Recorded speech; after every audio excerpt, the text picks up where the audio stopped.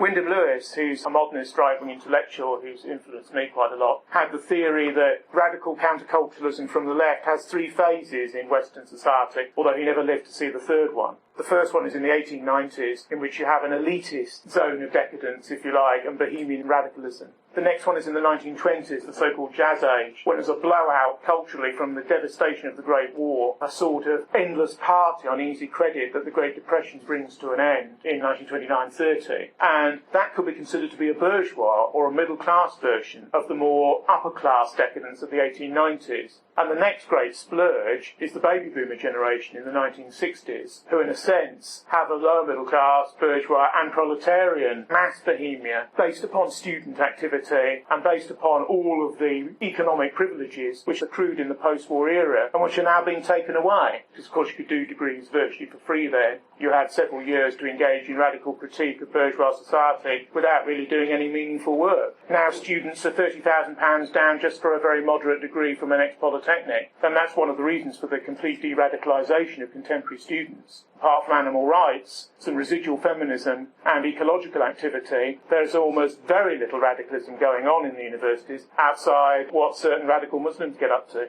watched by the security services. Wyndham Lewis wrote a text in 1926 called The Art of Being Ruled, and he said that the idea that women would go out to work and compete in a male way and on a male basis would be the most easy and requisite way to undermine the family that had ever been created. Far more radical in its excesses than all of the feminist and left-wing marches put together. And this indeed is what has occurred. Is feminism a left-wing movement? Only in part. Traditional Marxism has had no time for these bourgeois deviations. Semi-biological ideas about women have no place in an order which is totally socially ameliorated and understood as such. So traditionally Marxism had little time for feminist politics, although acceding to radical female wishes in relation to the restructuring of society, such as occurred in the Soviet Union after 1917. One feminist that was very important for the Bolshevik movement was Alexandra Koltonai. She wrote a quite well-known novelised state socialist fiction in which men and women don't intermarry with each other and engage in what is called free love. In other words, no traditional family structure, no monogamy, no heterosexual bonding, and a looser sort of infinite rather than finite relations. The Soviet Union is an interesting example of the sexual politics of the extreme left. Between 1918 and 1928, almost all inhibitions were flouted, at least in law, although the effect of that on Soviet life was marginal, and almost every sexual tendency was permitted. The interesting thing which occurred is that despite the lifting of almost all psychological, social and familial restrictions, Soviet life did not change particularly dramatically, partly because most people were struggling to survive.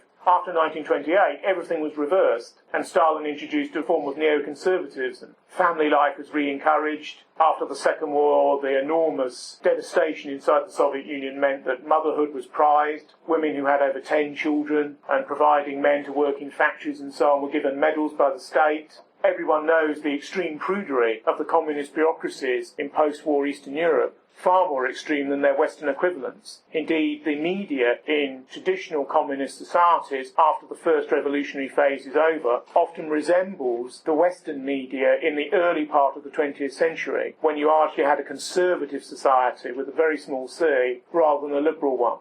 The key feminist text from the past is Mary Wollstonecraft's Rights of Woman, which is a feminist version of Tom Paine's. She, of course, was part of a famous family, which consisted of Mary Shelley, who wrote Frankenstein, and of William Godwin. Why are women not extraordinarily involved in right-wing politics? That's complicated. When right-wing political movements break through, a large number of women become involved. Success, power, the trappings of getting somewhere, all interest everybody. Everyone begins to agree with you when you start to be successful. There are people who basically say that even the Margaret Thatchers of this world have a feminist element to them, because after all, women have to have the vote and have to be able to engage in political activity for somebody to rise to be the leader of a centre-right political party, such as she did. The most famous British feminist publishing house is Virago, which was set up by a committee of women probably about 30-odd years ago now, quite late in the day. But most of the books that Virago produced were quite conservative literary works written by upper-class women between about 1890 and 1940. So you had this strange lag, basically, whereas the culture of the suffragettes was brought back by second-wave feminist publishing because that's what they had to publish. Feminism has achieved most of its mainstream goals, which is why the women's liberation movement has largely been curtailed. The most extreme piece of new wave feminism from the 1960s and 70s is the Scum Manifesto, The Society for Cutting Up Men, by Valerie Solaris, who was a sort of artistic lesbian in Andy Warhol's circle in relation to the factory movement. She shot Warhol, actually, so she put theory into practice because he wouldn't publish a play by her. In actual fact, it was quite a serious incident because Warhol almost died and was never the same again afterwards. She also wounded 2 other people. Because she was a paranoid schizophrenic, she got 3 years in prison.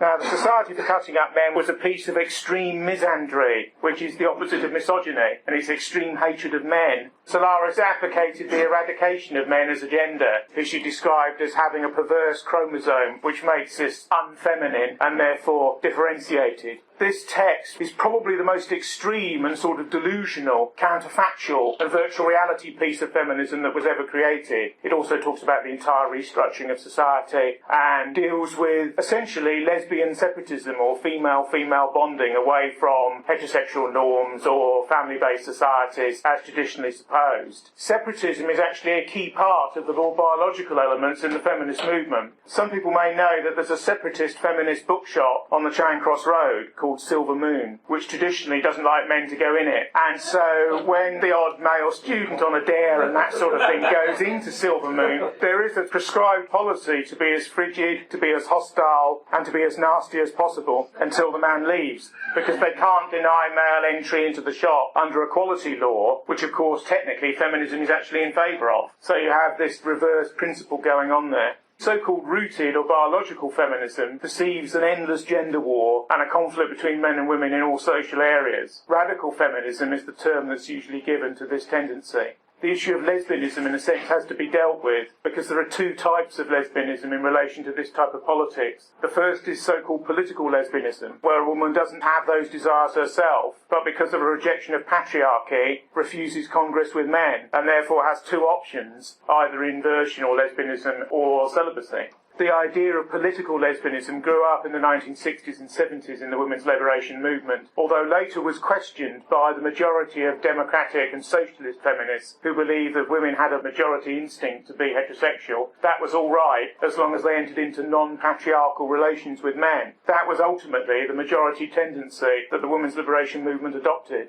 Separatist currents have always existed, and there is the concept of lesbian nation, as it's called. Lesbian Nation, which was quite a well-known feminist book in the 1970s, posits the twin-track strategy for lesbianism in a political context. The other is, of course, women who are born inverted and who are born that way and who adopt lesbianism as a norm. But they would be a minority of the activists who advocated complete surrender to the world of matriarchy and so complete avoidance of congress and intimacy with men on all fronts. Radical feminism also was very keen on the abortion of males, particularly after abortion was achieved in the 1960s and thereafter. Abortion was always existed in the back streets, but had never become a part of the health services of Western Europe and North America until the social and cultural revolutions of the 1960s, and was militantly supported by all feminist movements. Indeed, abortion is a key issue for mainstream second-wave feminism because it deals with autonomy, the autonomy of the female without male coercion or control. One of the most famous feminists in the 1970s and 80s, who received acreage of print on her death a few years ago, was Andrea Dworkin, who wrote a series of quite famous books on pornography, men possessing women, a book on right-wing conservative female activists in the Republican Party in the United States called Right-Wing Women, and certain quite scatological novels, actually, such as Fire and Ice, and various other works of what she called explicit anti-pornography.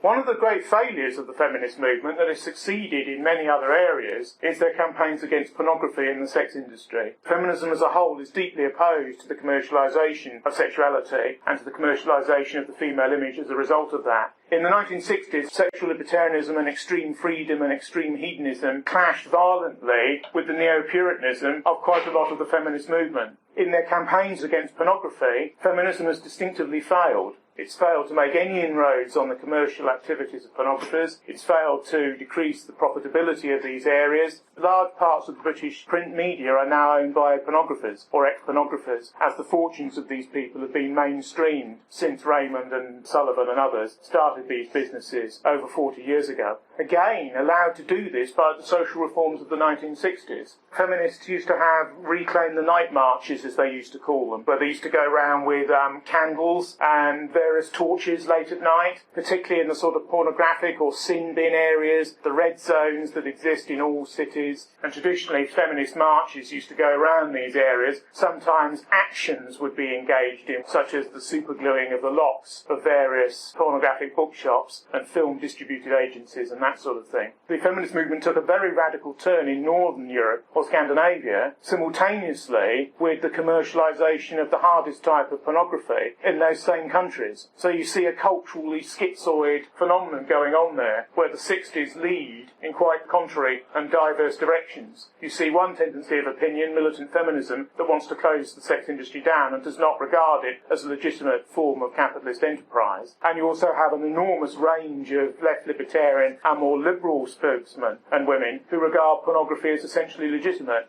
But it is interesting that feminism has had an utter defeat there, although most far-left movements retain a certain puritanism in relation to sex industry issues.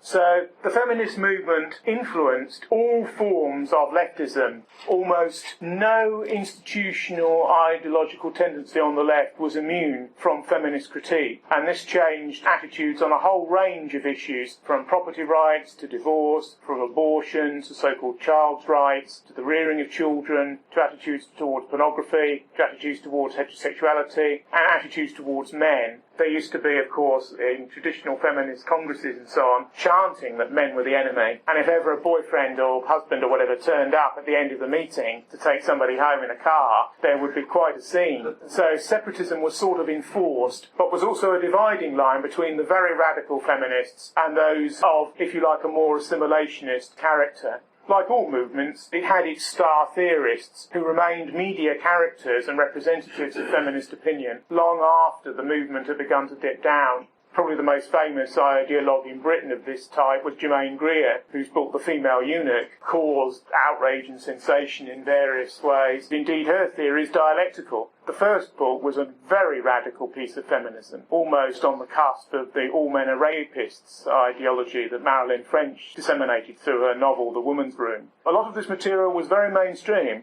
This is the one thing that's interesting about the feminist movement. The belief that women wanted this material was very much of the moment. This material was available in the women's section in most mainstream bookshops, and its influence in the general culture has been very pervasive. Probably no movement has influenced society in a soft power way than feminism since the Second World War. Unlike almost any other tendency of opinion, its erosion of traditional and patriarchal structures, to use its own terminology, has been very extensive and very deconstructive. And it has almost, to use the 17th century phrase, turned the world upside down in 50 to 60 years. If you consider that all laws in relation to divorce, in relation to abortion, in relation to pornography, in relation to most mainstream male-female relations, and most of those relations per se were the opposite of what they are now before I was born. I was born in 1962. In 1962, abortion was illegal, divorce was very difficult to come by, contraception was difficult and highly medicalised and somewhat obscure. Relations between men and women were quite traditional. Mass mainstream pornography and the growth of the so-called sex industry and its invasion of all other medias, contemporary media, resembles the pornography now of the 1960s and 70s, because the pornographisation of mass media is again one of the most salient factors which has occurred in the last 40 to 50 to 60 years. It's almost a shock to point it out now, because the process has become so all-encompassing and so gradually attainable that the fact that Cosmopolitan is as extreme as most forms of male soft pornography now, which it certainly wasn't when it started,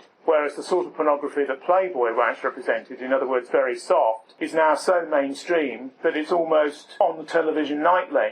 One can argue that the forces of the counterfactual sexual revolution of the 1960s have not been in women's interests at all, and there are certain dissident feminists who turn back to slightly more conservative social positions, later in life usually, who sometimes ruefully admit that this is the case. Probably the destructivity of the feminist movement, particularly the second wave from the 60s and 70s, is seen in the enormous divorce rate and the enormous non-marriage rate which now exists. the deconstruction and whittling down and whittling out of the society, like a piece of wooden sculpture, is well underway. No politician now can criticise the single-parent family because so many people are involved in them and they are so much part of the constituent electorate to which one has to appeal. Marriage itself has been relativised almost to a point of semi-invisibility within the culture. The very difficulty that a policy as tame as giving tax breaks to married families that the Cameron government has tried to instigate around the margins shows you the difficulty in a lone area of ploughing back on what has occurred in all other areas. The radical social, sexual and libertarian agendas of the 1960s never lived up to the utopianism of the feminist movement. Feminism remains, in some respects, particularly in its second generational aspect, a utopian movement, a belief in total transformation of woman, of man, and of social and civic and lived circumstances. One of feminism's radicalisms is the idea that the personal is the political. People, when they leave a room like this, drop their politics away from them in their private life or in the way in which they actually live their own life. Feminism is based on the idea that everything that one does, from the smallest into family relationship and so on, is actually deeply political, and the belief that the personal is political, and that the personal is even more important in its politicisation than what is customarily regarded as politics, has had enormous soft power gains. By soft power, I mean cultural power, the ability that feminism has had retrospectively to engender terror in normal relations where quite ordinary and normal people without any ideology at all weigh sexism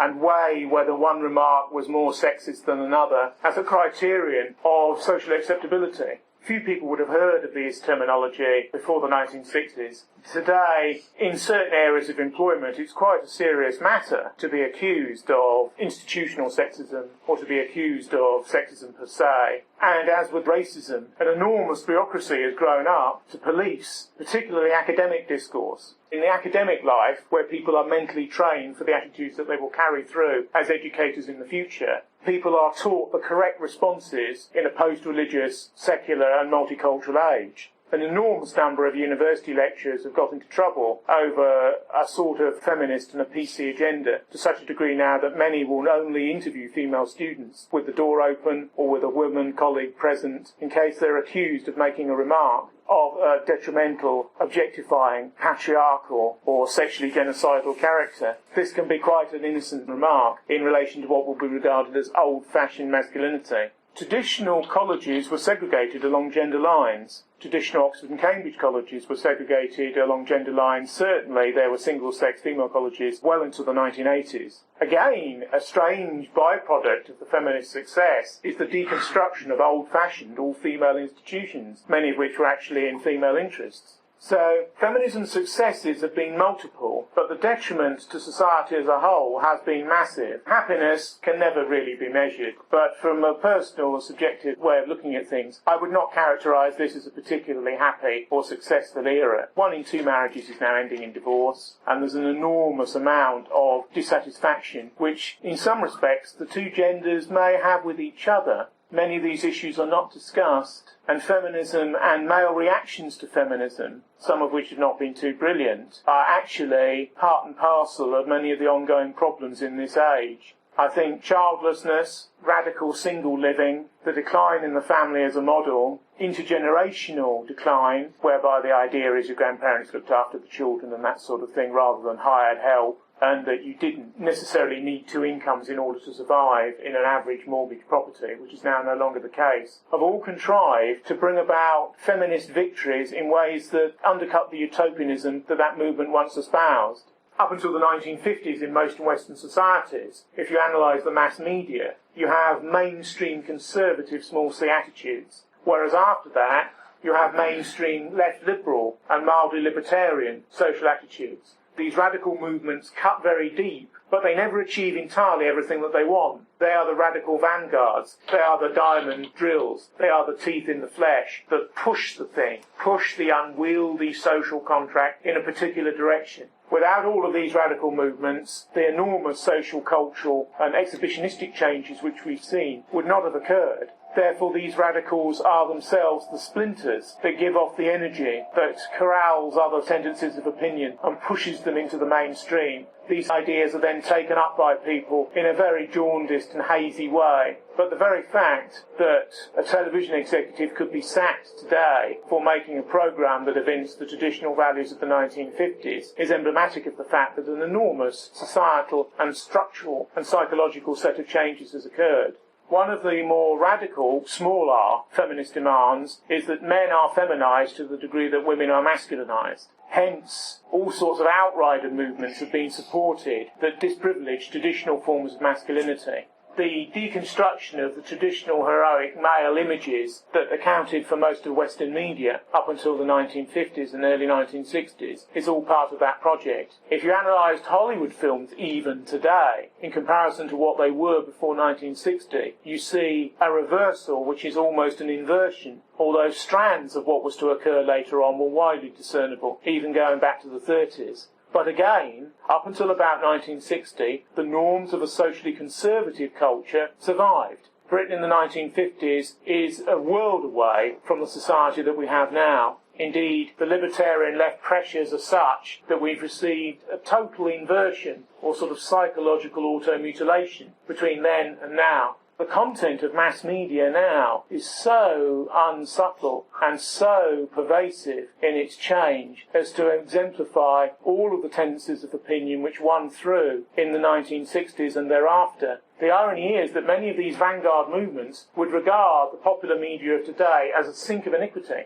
This is one of the paradoxes. Adorno and the Frankfurt School are totally critical of modern mass media, totally critical of what they consider to be the cultural industry by which the masses are enslaved, and yet at the same time, the tendencies that they represented in a purified and vanguard form have broken through to such a degree that they've partly got what they wanted, but in a way in which they can never appreciate. It's almost as if everyone gets partly what they want and don't want, combined in equal measures. The only tendencies in the West that haven't gotten what they want at all are the radical right and various forms of religious fundamentalism, which remain outside the circle and are conceptually demonised because they cannot be assimilated. One of the radical ideas in the 60s and 70s was situationism. This is the idea that everything is mixed together and one has a society of the spectacle and of mass media and of postmodern interchange of image upon image and thought upon thought, almost with the instantaneity with which somebody can control their mobile phone or some application on it.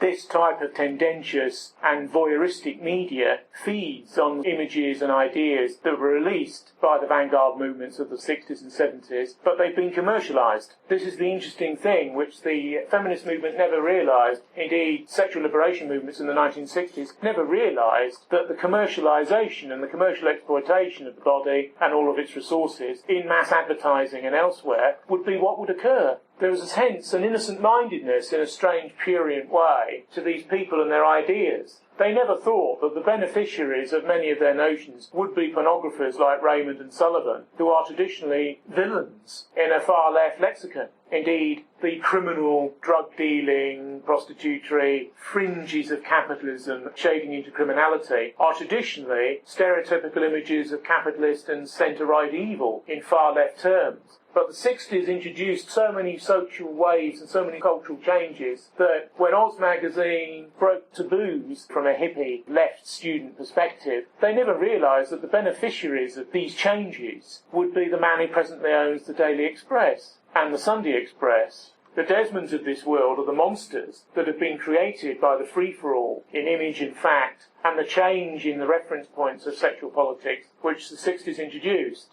I once visited the National Union of Students building in Manchester, and they had a newsagents there, and it was the most puritanical newsagents I'd ever been in. Usually when you go into newsagents, there's an enormous wall of flesh, even in the more moderate titles, which superficially have little to do with sexuality, because that's how things are marketed today. Before 1960, they wouldn't have been marketed, certainly not quite in that way. And yet there was none of this at all in this NUS-prescribed building, because they had been through every tendency of opinion, and everything had been judged in accordance with how objectificatory, how masculinist, how stereotypical, how patriarchal with a large P, all of this media had been. And that which fell on one line of this particular sort of red line went into the dustbin, and that which was regarded as acceptable, and there was hardly anything that was regarded as acceptable, actually.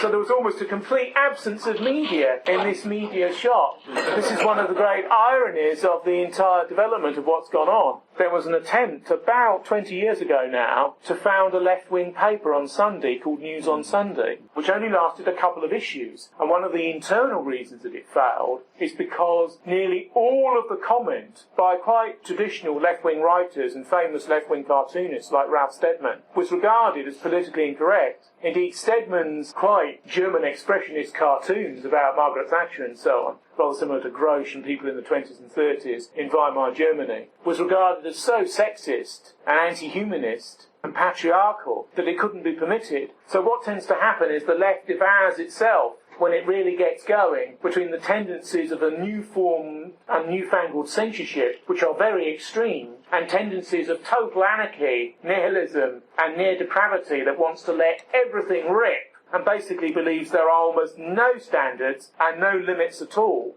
This tension that does exist, and which is still there in nearly all forms of feminist critique of media, plagues the left to this day. But what they're doing is they're arguing from a position of semi-victory, whereby each new film and each new magazine is considered in accordance with how correct and or incorrect it actually is. The criterion for correctness and incorrectness have also changed. The so-called girl power culture of the 1990s, where teenage and ladette women insisted that they wanted to be female in their own way, has also plagued havoc with some of these post-60s norms. In the realms of mass culture, wave follows wave, and standardised ethos from one era can be overthrown by new concepts that come up. There's been no attempt to roll the clock back to before the psychological and cultural changes of the 1960s. In this sense, feminism has achieved a partial victory. The interesting thing is how male structures of traditional ways of looking at things acceded to these wishes. Many men are deeply confused at the present time, and have been for several generations. And yet, because gender is biological, the recrudescence of core male and female attributes survives, free-floating and irrespective of all theory. However, most men have acceded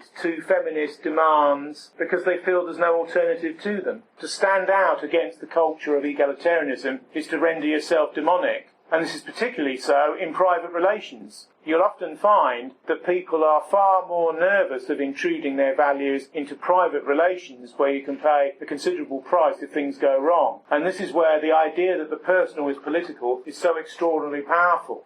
Feminism has now triumphed in the West, in particular, to such a degree that it's causing new convulsions with the mass of the immigrants who've come in, most of whom come in from socially conservative and or religiously defined cultures elsewhere in the world. One of the things that was most shocking to unassimilated immigrants is the social and cultural revolutions of the 1960s, which many of them, traditionally the older generations, just ignored and lived in their own mental space, as if they weren't actually cohabiting the society in which these things had gone on. This is less so now, and what you see amongst younger immigrants is a dialecticism, whereby amongst the young, they either become very Western and reject their own parents and reject the assumptions of their own communities, or they engage in a militancy grounded in their own communities or grounded in their own faith systems. So people are either going back to the traditional structures in a more radical way without the social conservatism of the elders, or they assimilate completely into post-60s Western norms, which are now so pervasive that most people don't bother to reject them even in their own mind. Because to actually reject many of them, you would have to turn off mass media. You would have to engage in processes of alienation, in a way, from what now exists. And that's very difficult for many people, and nor do they wish to be regarded as odd or socially reclusive or corralled into a space or ghettoised in their own life. The bulk of people conform to the energies and pressures that they now feel themselves living under. We live, as I've often said in these talks, in a strange hybridised society where the economics of the centre-right and the social, cultural and soft power prerequisites of the centre-left have fused into a left-wing capitalism, which would have been regarded as absurd in the early part of the last century. When left-wing and right-wing intellectuals actually used to meet with each other, when Chesterton and Belloc and Shaw and Wells used to actually have debates with each other in the early part of the 20th century, the idea that you would have ended up with a left-wing capitalism would have been regarded as utterly absurd. And yet this is what we have, because the market has realised that you can clear to a market expectancy of maximum profit by often pitching things to a low to middle common denominator, and that you never go bankrupt by underestimating the taste of the generality. Therefore you can always push things lower, and you can always achieve a maximum payout by making sure that the thing is tilted to the lowest common denominator, up to a point. You have to be careful to go too low, therefore you can become unacceptable and outside the frame of what is commercially convenient. But the tendency and the drift is always downwards. So you have egalitarianism, downwards drift, and the desire to make money of a maximum sort combined in a poisonous and rather noxious brew. And all over the economy, and don't forget we're living in a society where we make very little and everything is traded on services and secondary and tertiary forms of production and added value, fueled by debt and based upon an interchangeable, movable capital economy where the movement of labour, namely mass immigration, is just one tool in the general game. So we have a situation where the deconstruction of traditional ideas of masculinity and femininity and the disavowal of the idea that they're biologically based is part and parcel of the atomised and alienated world with which we find ourselves surrounded. Feminism has thus done much of the groundwork for radical forms of libertarian individualism that it doesn't really agree with, because much of the objectification of women that's resulted in mass media is something that feminism has been traditionally opposed to, and yet is inexorably led to. I also think that a lot of men have taken advantage of the choices and expectations that feminism has aroused, and that this has led to a general coarsening of relations between men and women which has occurred. People don't like being done down or perceive that they have been, and they often get back in niggardly and low-grade ways which are not too transparent or necessarily courageous. And I think there's a degree to which that has also occurred. The traditional male role models did involve heroic and self-sacrificial elements, but the degree to which many men feel relatively powerless in the present situation and somewhat embittered is again not a tendency that you can base political idealism on. People who are narrow-minded, feel they have a grievance and are embittered, may radicalise, but they may not necessarily be in a particular state to adopt a heroic attitude towards their radicalisation, which is ultimately what you want. I remember the late John Tyndall once said that you can never do anything with somebody whose politics just begins and ends with a whining about immigration, because it's purely negative. When in fact what you have to be is heroic about your own culture, its own history, your own ethnicity. These are the things that you have to be positive about. Otherwise, there is almost no point in being negative about the other, because you have nothing to replace what exists now.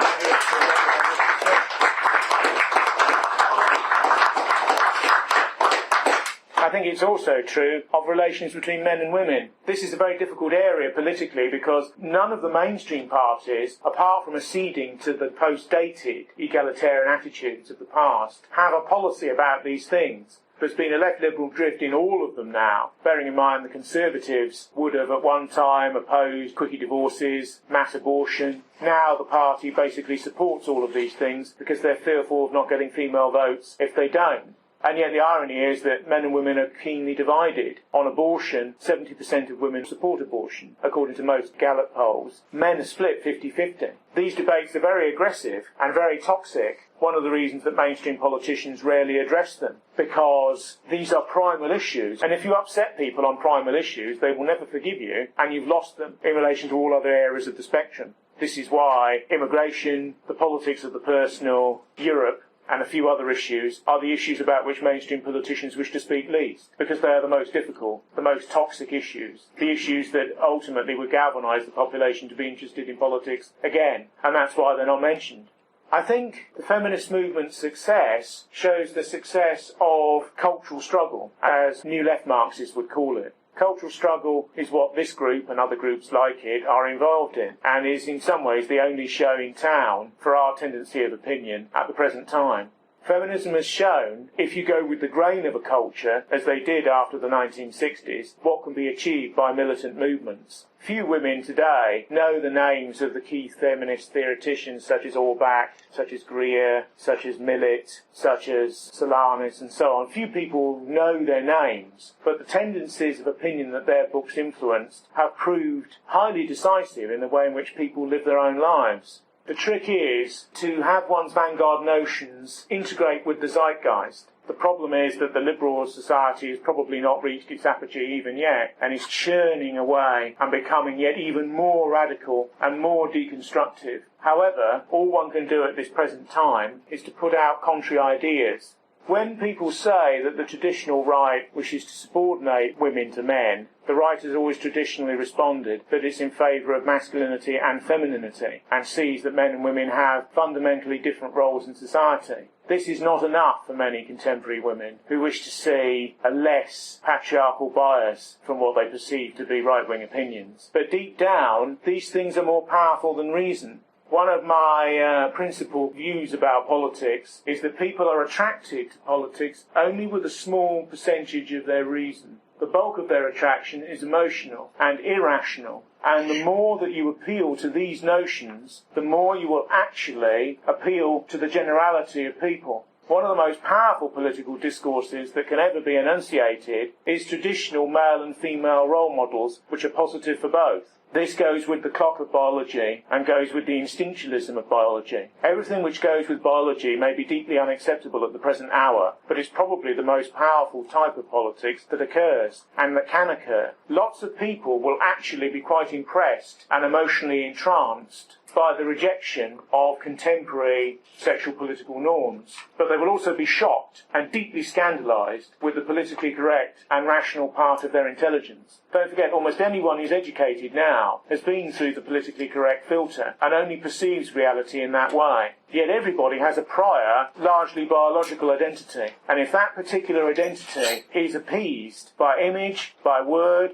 by association, and by the absence of grievance, then you will see people come to you. My view is that the more one attempts to rescue female and male ideas of a traditional sort from the more of the new left and from second-generation feminism, the more you will have the implicit and the intuitive support of generations as yet unborn. Thank you very much.